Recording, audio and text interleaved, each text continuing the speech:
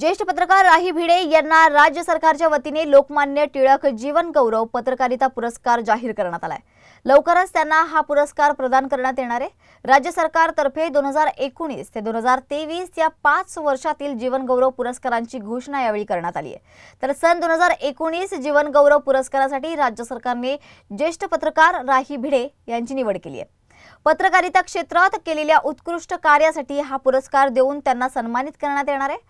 राही भिडे यांचं शिक्षण मुंबईतील सिद्धार्थ महाविद्यालयात झालं, जिथून त्यांना पत्रकारितेत रुची निर्माण झाली। गेल्या 35 ते 40 वर्षांपासून त्या अविरतपणे राजकीय तसेच सामाजिक विषयावर प्रखरपणे आपले विचार मांडतात। त्यांच्या पत्रकारितेची सुरुवात ही फ्री प्रेस जर्नल या इंग्रजी वृत्तपत्रात यूथ कॉलम लिहिण्यापासून झाली। 1988 मध्ये दैनिक लोकमत मध्ये कार्यरत असताना त्यांनी मुक्काम पोस्ट मुंबई या सदरामुळे त्यांचे प्रखर विचार सामान्य माणसांपर्यंत पोहोचले।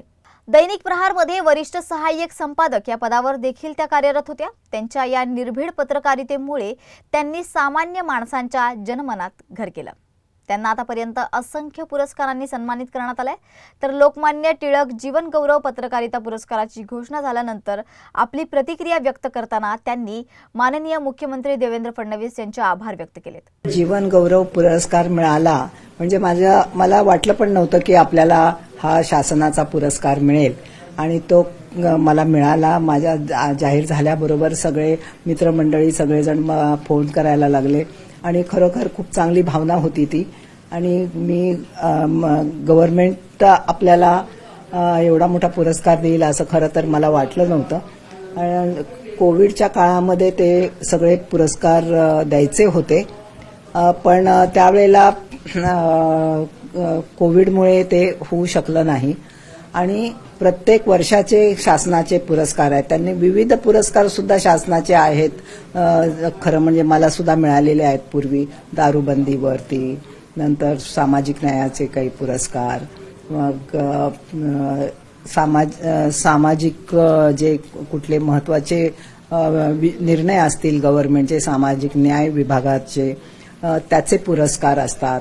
असे वेगवेगळे पुरस्कार, कला नाट्य ह्या सगळ्यामधले वेगवेगळे पुरस्कार लोकांना प्रेरित करण्यासाठी, चांगली प्रेरणा मिळावी ह्यासाठी शासनाकडे असतात। आणि ते सगळे पुरस्कार कोविडमुळे थांबले होते, ते आता एकदम 5 वर्ष थांबले होते। आता सगळे 5 वर्षाचे पुरस्कार सरकार देणार आहे। तर ही एक चांगली गोष्ट आहे। असं नाही की मोठा पुरस्कार जीवन गौरव आहे तो दिला आणि मग नंतर आपण बसलो, असं काही होणार नाही आहे। आणि सगळ्यांना म्हणजे प्रत्येक पुरस्कार हा त्यांनी अर्थातच योग्य व्यक्तीला दिलेला आहे आणि खूप शासनाचे त्याबद्दल धन्यवाद सगळेजण मानतात।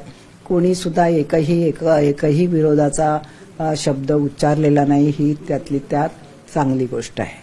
महाराष्ट्राचे मुख्यमंत्री देवेंद्र फडणवीस यांनी खरं जास्त ह्याच्यामध्ये रस घेतलेला आहे आणि त्यांनी ठरवून टाकलं की आता हे सगळे पुरस्कार झाले पाहिजेत।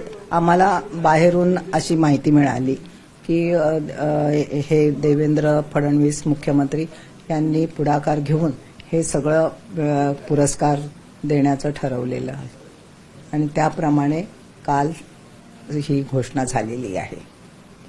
त्याबद्दल फडणवीस यांना खरोखर धन्यवाद दिले पाहिजेत, कारण इतके सगळे पुरस्कार देण्याचं त्यांनी ठरवलं।